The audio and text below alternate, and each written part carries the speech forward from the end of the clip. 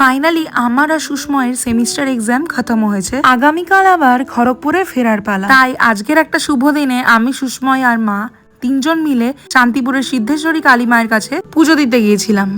মন্দিরে যাওয়ার পথে পুজোর জন্য কিনে নিলাম মোমবাতি, ধূপকাঠি আর মায়ের ভোগ দেওয়ার জন্য সন্দেশ। 11:15 নাগাদ আমরা মন্দিরে পৌঁছলাম। সেদিন ছিল বিপত্তারিণী পুজো, তাই মন্দির চত্বরে ভক্তদের ভিড় ছিল চোখে পড়ার মতো।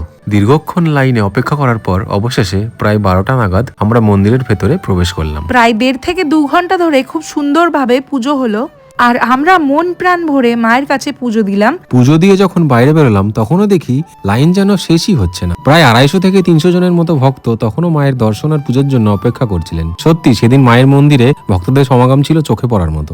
তারপর আমরা চলে গেলাম মন্দিরের সেই দিকে যেখানে মাকে মোমবাতি আর ধূপ দিয়ে আরাধনা করা হয়। তিনজন মিলে একে একে মোমবাতি জ্বালিয়ে মাকে ভক্তি ভরে দেখালাম, তারপর ধূপ দেখিয়ে খুব সুন্দর করে আরতি করে নিলাম।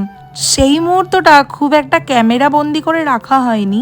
সকাল থেকে বৃষ্টি, এত ভিড়, এতক্ষণের অপেক্ষা, সবকিছুর পরেও দিনটা কিন্তু আমাদের কাছে ভীষণ সুন্দর হয়ে রইল। আর আজকের এই সুন্দর দিনটার স্মৃতি তোমাদের সঙ্গেও ভাগ করে নিতে পেরে আমার খুব ভালো লাগছে। অনেকক্ষণ মন্দিরে সময় কাটিয়ে এবং সবকিছু গুছিয়ে ধীরে ধীরে আমরা বাড়ির পথে রওনা দিলাম। পুজো শেষের পরে আমরা মায়ের প্রসাদ খেয়ে উপবাস ভেঙেছিলাম। এরপর গেলাম শান্তিপুরে আমাদের বরাবরের পছন্দের সেই মিষ্টির দোকানে। সেখান থেকে গরম গরম হিঙের কচুরি আর ছোলার ডাল খেয়ে নিয়েছিলাম। আবার দেখা হবে নতুন কোনো গল্প নিয়ে। ততদিন ভালো থেকো, সুস্থ থেকো আর মায়ের আশীর্বাদ সবার সঙ্গে থাকুক।